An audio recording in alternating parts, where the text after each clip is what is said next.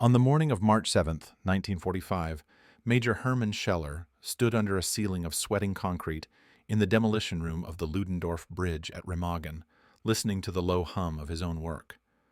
Copper wires ran like veins across the walls, circuit boxes were labeled in neat block letters, detonators were aligned in exact rows on a wooden table. It was the 100th time he had walked this sequence, the 100th time he had traced every cable from switchboard to charge, the 100th time he had tested continuity on a system he already knew by heart. 4 years of preparation, 4 winters of revisions, inspections, drills. The war had moved from victory to retreat in that time, but his task had never changed. If the order came, the bridge would not survive. That was the promise buried in the concrete beneath his boots. He checked pillar charges, junction boxes, and manual fail-safes with the same methodical calm he had carried through North Africa, Sicily, and the Atlantic coast. Redundancy upon redundancy, a lattice of contingencies. If the primary firing circuit failed, a secondary would carry the current. If the secondary failed, tertiary lines were in place. If all electric systems failed, and manual teams with detonating cord and friction igniters would finish the work by hand. It was a closed system, airtight on paper, an engineering answer to chaos. Yet, behind the ritual of checks and signatures, something new had entered his mind in the last weeks. Not fear, not superstition, but doubt about the one variable he did not control, the enemy's speed. The Ludendorff Bridge was not just another objective on a map. It was a railway bridge. 2 iron spans bolted into stone towers, 325 meters of steel thrown across the Rhine. Built in 1916 to feed German divisions in the last war, by March 1945 it had become the last intact crossing between the collapsing West and the already threatened East. Every staff officer from Corps to Army understood the arithmetic. If the Americans captured it intact, they would not halt to build pontoons. They would not pause to bring up bridging equipment. They would drive entire divisions across the river in a continuous flow. Scheller had reinforced the defensive side of that equation with the same clinical rigor he had applied to the demolition plan. Anti-tank obstacles on the western approach, interlocking machine gun nests, flak guns zeroed onto likely infantry avenues, mines embedded into the bridge structure itself, and beneath all of that, the demolition grid.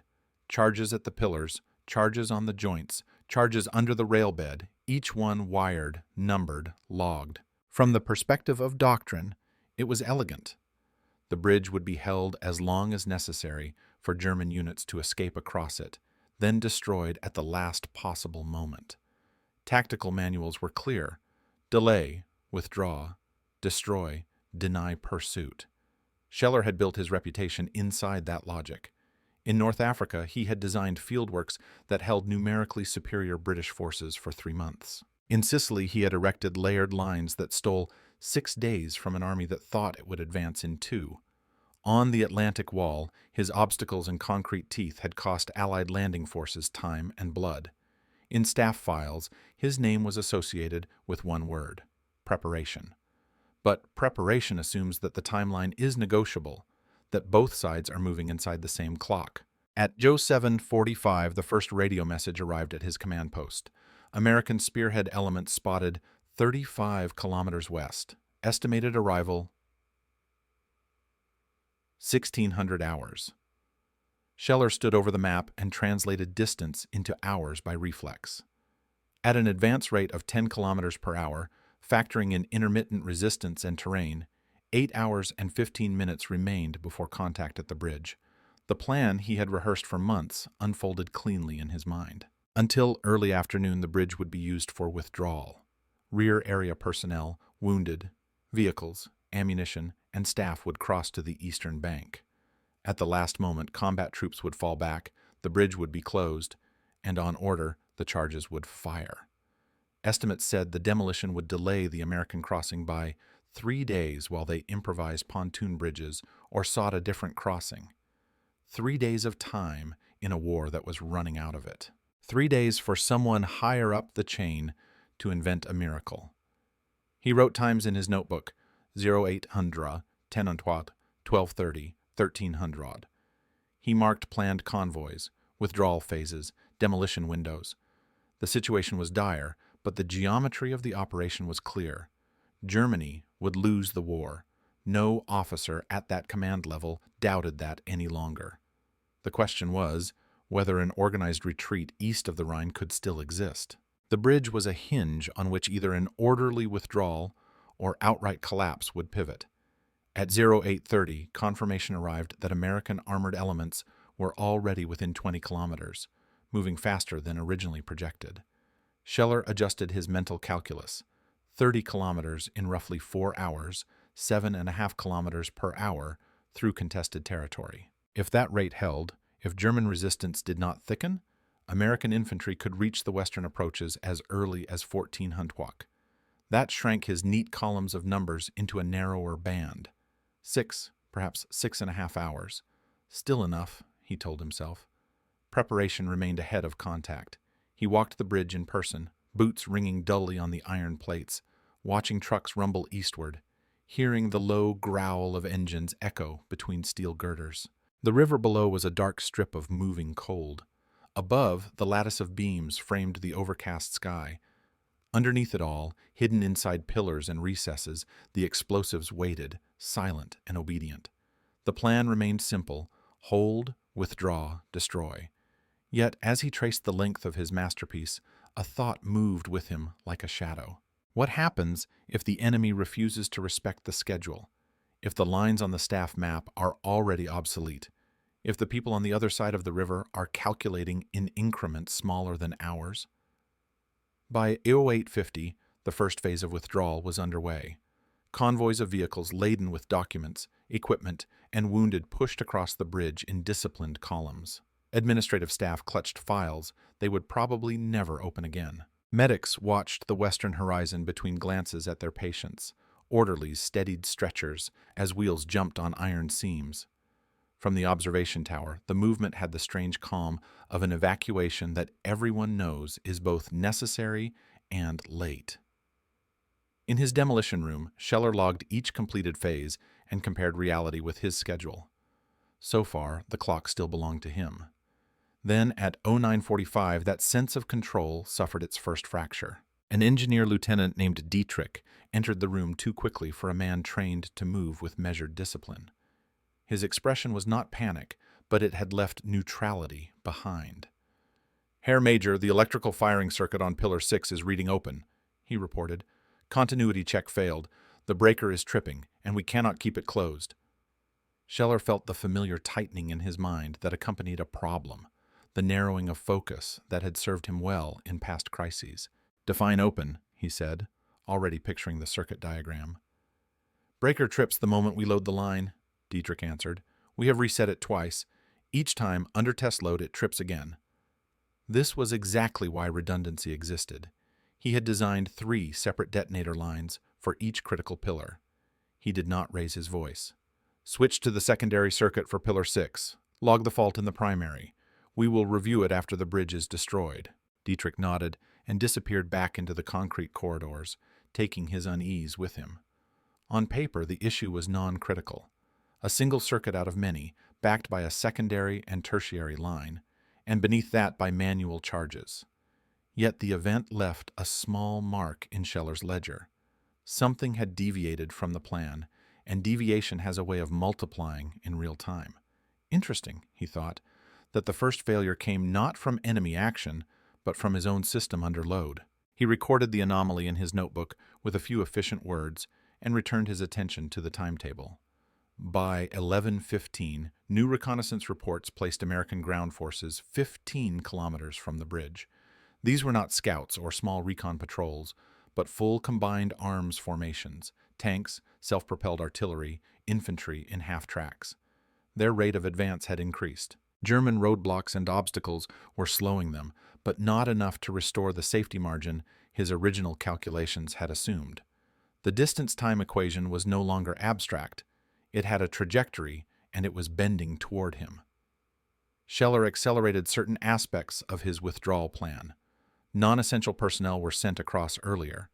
Defensive positions on the western bank were instructed to conserve ammunition, but not lives. Their job was to trade blood and steel for minutes.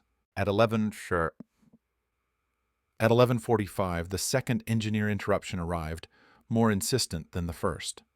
This time it was a senior specialist, face drawn tight around the eyes. Herr Major, secondary circuit on pillar 6 is now reading unstable voltage. We are seeing fluctuations that suggest a power supply fault rather than a detonator issue. Scheller's internal metronome skipped a beat. A power supply fault meant more than a faulty breaker. "How long to repair?" he asked. The engineer hesitated before answering. A bad sign. "Realistically, 2 to 3 hours. We would have to isolate and rebuild a portion of the distribution system." Scheller looked at the clock. It was nearing noon. Americans at 15 kilometers, closing at something approaching 10 kilometers per hour when they were not under direct fire. That meant a minimum of 90 minutes, a maximum of 3 hours before American spearheads reached the western approaches. His demolition schedule called for a detonation at approximately 1300, 2 to 3 hours for repair, 90 minutes to contact. It was the first time that day the numbers defied arrangement. The math refused to bend. He made the decision in less than 30 seconds. "Abandon repairs. Treat the entire electric system for Pillar 6 as unreliable," he ordered. "Deploy a manual detonation team to the pillar. Detonating cord, friction primers, everything they need to fire their portion of the charges by hand on my order. If the main circuits fail, the pillar will still go up." He could hear his own tone, precise, almost dispassionate. The manual team had drilled this scenario.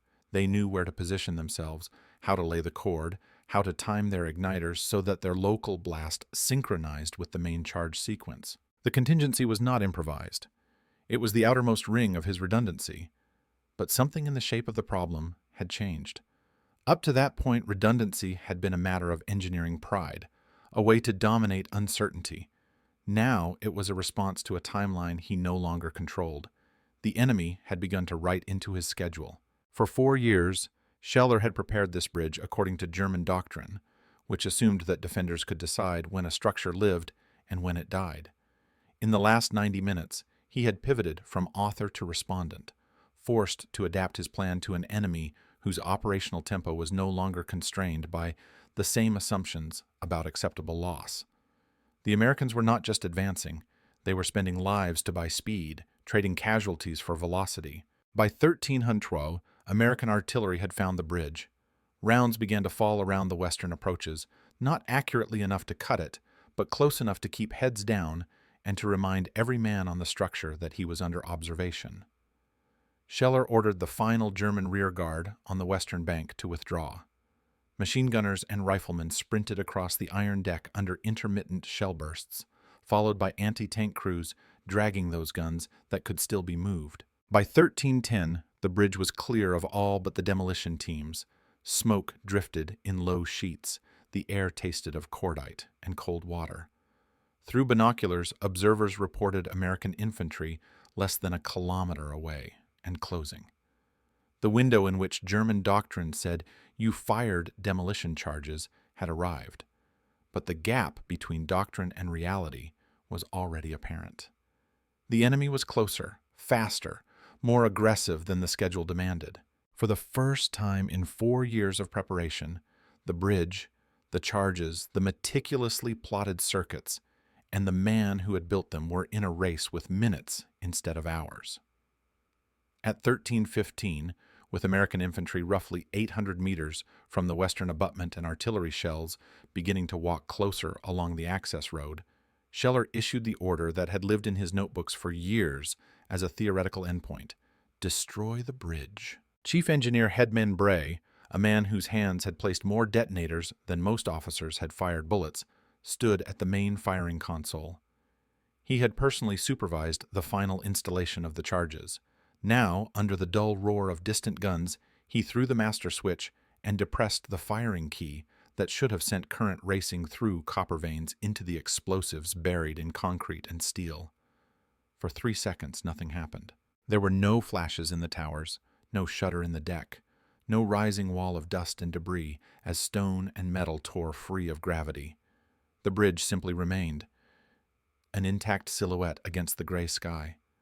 3 seconds is trivial on a clock face. On a battlefield, 3 seconds is a trench crossed, a magazine emptied, a life taken. In the demolition room, those 3 seconds stretched into an accusation. Bray's eyes moved from the dead console to Scheller's face with terrible slowness, as if hoping the major would tell him that the delay was expected, that this was a known lag in the system. Scheller did not. He felt the shape of the failure before the words reached his mouth. The cascading irregularities on Pillar 6, the unresolved power supply fault, the tripping breakers. They had not remained contained. The entire firing circuit had collapsed. The system he had built to guarantee destruction had failed at the one moment when success could not be postponed. The redundant lines, under stress, converged into a single point of failure. "Manual detonation," he said, voice suddenly very clear in the cramped room. "Order the manual team at Pillar 6 to fire their charges." On the bridge, 5 men reacted immediately to that command. The manual detachment had been positioned near the critical pillar, date cord already laid, igniters ready. They knew their task as well as any drill field exercise. Under normal conditions, they would take cover, light their fuses, and let physics and chemistry erase the structure beneath their boots. But the conditions on the bridge were no longer normal. An American assault platoon, pushing harder than German doctrine would have considered rational, had closed the distance faster than expected. Small arms fire began to slap against the steel framework. Bullets sparked off girders, punched chips out of stone, ricocheted along the rail bed.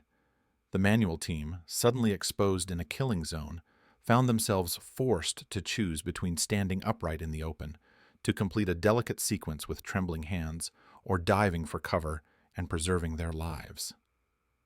Headman Bray watched through his field glasses from a sheltered position as the Americans surged onto the western end of the bridge. He saw his manual team hesitate for a heartbeat in a storm of rounds, then scatter for the minimal shelter the superstructure offered.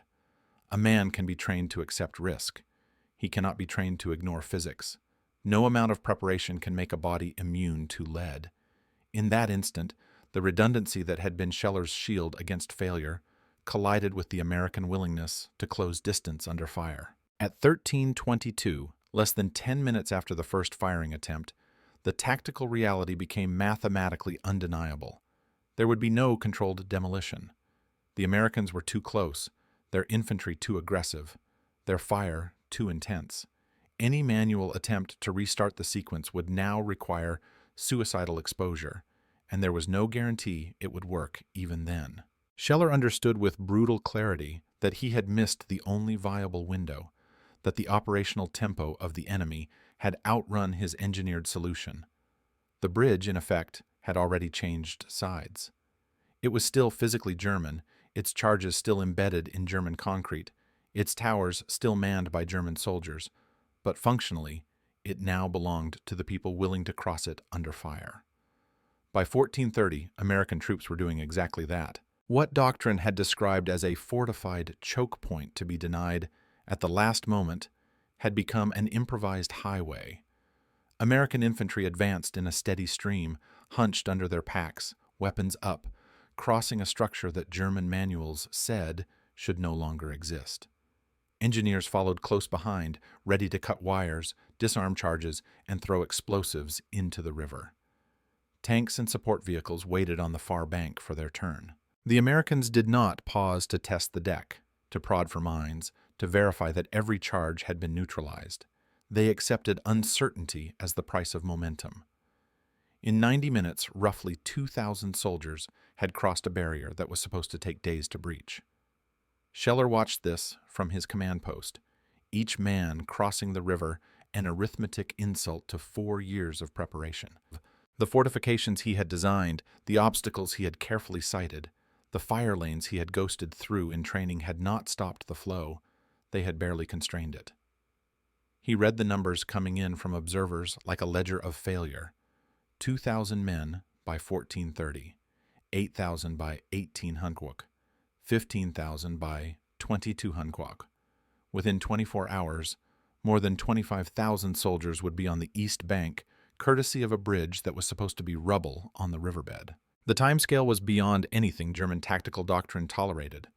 Plans assumed that crossings of major rivers took days of preparation, that engineers needed time to assemble pontoon bridges, that attack waves needed careful staging. Those assumptions had been forged in an earlier war under different industrial and political conditions. The Americans no longer fought under those constraints. They calculated losses with different variables. Crossing a defended bridge cost lives, but American planners had concluded that time was more precious than blood. They would trade bodies for minutes, and factories would replace the bodies. Scheller, who had spent his career stealing time from enemies by strengthening positions, now saw his method inverted.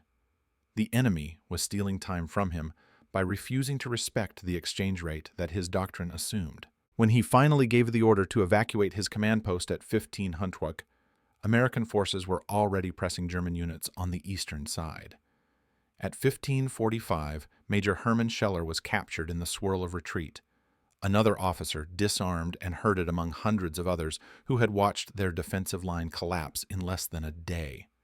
4 years of engineering work on the bridge had been negated in 4 hours. The demolition charges had never fired. The river that was supposed to be a barrier had become a funnel. Human preparation had been measured against industrial velocity and found inadequate. For most German officers captured in March 1945, the path after surrender was grim but predictable. Processing as prisoners of war, interrogation, transport to a camp where the war would end behind barbed wire instead of in a foxhole. For Major Hermann Scheller, that path lasted barely 36 hours. On March 8th, while he sat in a makeshift holding facility under American guard, SS officers arrived with orders that did not come from the enemy. They requested custody of the officer who had commanded the Ludendorff Bridge defenses. The Americans, still orienting themselves in a fluid battlefield, turned him over. It was an odd reversal, a defeated regime reclaiming one of its officers from the very people who had just captured him. Within hours, Scheller found himself back in German hands, transported not to a prison camp, but to a tribunal. The location was Cologne. The building was intact enough to host a military court. The atmosphere owed less to law than to ritualized blame. The charges read out on March 13th could have been drafted without any investigation. Cowardice in the face of the enemy. Gross negligence in the execution of demolition orders. Incompetence leading to the loss of a bridge whose strategic value was beyond dispute. In the abstract, these accusations had a simple logic.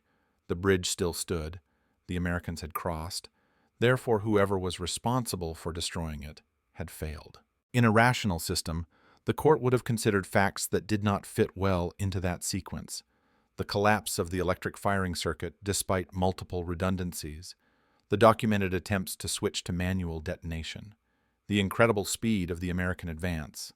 The willingness of assault troops to cross a potentially mined structure under fire. The structural realities of trying to ignite charges while under direct attack. But by March 1945, the Nazi military machine had lost interest in systemic analysis.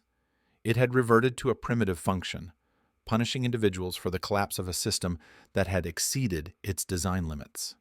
Interrogators questioned Scheller about his preparations, his timeline, his decisions during the final hours. He answered with the same clinical precision he had brought to his engineering work. Yes, the charges had been installed according to manual. Yes, the circuits had been tested repeatedly. Yes, irregularities on Pillar 6 had been noted and addressed with manual backup teams. Yes, the firing order had been given once the bridge was cleared. Yes, when the electric system failed, manual ignition had been attempted and thwarted by enemy fire at short range. He spoke in terms of voltage, distance, time, line of sight, and fire superiority. None of it mattered. The tribunal did not convene to understand why the system had failed. It convened to name someone as the embodiment of that failure. The doctrine that had guided Scheller's work for 4 years, hold, withdraw, destroy, had been written for a world in which both sides accepted certain limits on how fast they could move and how many lives they were willing to spend for speed. That world no longer existed. The Americans had abandoned the bargaining position the doctrine assumed. They had accepted a different balance, industrial production as a substitute for caution, mass logistics as a counterweight to prepared positions. Scheller's methods were not wrong, they were outdated. He had done everything his manuals demanded. he had engineered for hours in a conflict that had shifted to minutes. The tribunal, however, had no category for systemic obsolescence. It had only guilty or innocent, and innocence was reserved for the ideology, not for the individuals tasked with implementing it. The proceedings lasted 6 hours. Witnesses described the scene on the bridge. Reports from surviving engineers detailed the circuit failures. Observers testified to the ferocity and speed of the American assault. None of it altered the narrative arc. The court needed a straight line from intact bridge to guilty officer. It found it. The verdict was delivered without ceremony. Guilty on all counts. Sentence: death by firing squad. On March 14th, 7 days after the Americans had first surged onto the Ludendorff Bridge, Major Hermann Scheller was led to an execution site on the outskirts of town. The irony was brutal and precise. The same military system that had praised his meticulous defensive works, that had entrusted him with the last major crossing over the Rhine, now judged his 4 years of preparation as a moral failure because they had been overtaken by an enemy moving faster than doctrine allowed. A chaplain recorded his final words. They were not an oath of loyalty, not a curse, not a plea. They were an observation, as cold as the wind blowing across the field. "We calculated in hours," he said. They calculated in minutes. It was less a defense than an autopsy of the entire German war effort in the West. A firing squad answered with rifles.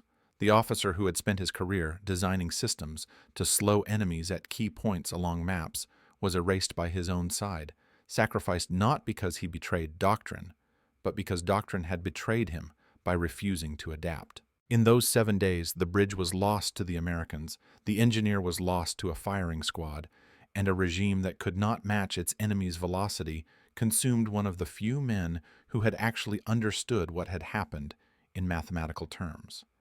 The Ludendorff Bridge itself survived its capture longer than the man who had prepared to destroy it. After March 7th, American engineers swarmed over the structure that German crews had mined and wired. They cut away charges, spliced reinforcements into damaged sections, and threw steel and timber onto weakened spans. They knew the bridge was overstressed and targeted by German artillery, but they treated it as an artery that could not be allowed to close. For 10 days, day and night, the structure carried a load far beyond its design. Trains and trucks in peacetime had crossed in controlled flows. Now infantry, tanks, tank destroyers, artillery pieces, fuel trucks, and supply convoys rolled over it in a nearly continuous procession. Every vehicle was another increment of weight, another unit of pressure on rivets and welds never intended for this tempo. At 15:55 on March 17th, 1945, the bridge finally collapsed. It did not fall under the hammer of a calculated demolition plan. It simply surrendered to the accumulated stress of industrial overuse and repeated near misses by enemy shells. Steel twisted, stone tore free, men and equipment plunged into the river. 28 American engineers died in that collapse. For them, the failure came 10 days too late. But strategically, the moment barely registered. By then, the East Bank corridor was saturated. Within 48 hours of the capture, 5 American divisions had been committed across the crossing. Within 72 hours, tens of thousands of tons of supplies followed. Within 6 days, Patton's Third Army had forced its own crossings elsewhere along the Rhine, using pontoon bridges and other means. The river line that German doctrine had once treated as a final defensive barrier had been transformed into a logistical inconvenience. Bridges could be built, ferries could shuttle, float bridges could be thrown down. The time the river was supposed to buy had been spent. The German leadership had gambled that one last natural obstacle would stretch the war by months, giving politics or technology an opportunity to alter the course of defeat. The capture of a single bridge intact, and the speed with which that opportunity was exploited, broke that assumption. The war in the West began to collapse not in months, but in weeks. When you step back from the smoke and rubble at Remagen, the story resolves into a clearer pattern. It is not just about a bridge that failed to explode, or an officer who stood in a concrete room listening for a blast that never came, or a tribunal that shot him for not defeating the arithmetic of enemy momentum. It is about two different ways of measuring war colliding on a single geographic point. The German system measured in hours and days, in carefully phased withdrawals and timed demolitions. It assumed that both sides would hesitate before spending lives recklessly, that the defensive advantage of fortifications would force the attacker into patience. The American system, by 1945, measured in minutes and tons. It accepted that crossing a defended bridge might cost a platoon, that bridging a river under fire might cost a company, but it treated those losses as consumable if the payoff was speed. Behind each decision stood factories that could replace destroyed vehicles, and a population base that could fill depleted units. Where German planners saw irreplaceable equipment and dwindling manpower, American planners saw inventories and production schedules. Major Hermann Scheller became the unwilling hinge between those two worlds. He was not a caricature of incompetence or cowardice. He was a competent engineer who had followed his doctrine to the letter, who had layered redundancy upon redundancy inside a system calibrated for a pace of warfare that no longer existed. When the enemy refused to respect that calibration, his work was overtaken. His superiors, rather than rewriting the doctrine, executed the man who had proven its limits. That is why Remagen matters beyond the narrow interest of military history. It is a case study in systems that cannot adapt and what they do to the people inside them when reality diverges from design. In April 1945, as American and Soviet forces converged on the heart of Germany, many generals and staff officers understood in private what Scheller had articulated seconds before his death. The war had not been lost because German soldiers suddenly fought worse, or because their fortifications turned to dust. It had been lost because their assumptions about how fast an enemy would move and how much he would sacrifice for that speed had been wrong by a dangerous margin. They calculated in hours. Their opponent calculated in minutes. When those two clocks met at a single bridge, hours lost. Today, the remains of the Ludendorff Bridge stand as partial towers on the riverbank, hollowed out and weathered. Tourists photograph them. Plaques summarize the events in a few paragraphs. In stone and rust, you can read a compressed version of the war: 4 years of fortification, 4 hours of tactical shock, 10 days of overuse, a structural collapse that no longer mattered, and somewhere between those numbers, the life of an officer who understood too late that his country's doctrine was a fixed script in a world that had gone dynamic. This channel, Tales of Valor, exists to revisit those collision points. We do not tell stories of perfect victories or simple heroism. We examine the places where individual skill met industrial reality and where doctrine shattered against velocity. If the story of the bridge that could not be destroyed has given you a clearer sense of what Remagen really was, not just an engineering failure, but a moment when two different measurements of war collided, consider staying with us. Subscribe, add your voice in the comments, and tell us from where in the world you are watching. Which World War II moment, in your view, best captures this same clash between preparation and speed, between assumption and adaptation? Somewhere along a river, an airfield, or a factory line, there is another officer like Hermann Scheller, whose calculations were perfect inside a system that had already gone obsolete. Here, we will continue to find them, not to excuse their choices, but to understand how wars are really lost, not only in battles, but in the gap between the time a system thinks it has and the time the enemy is actually willing to spend.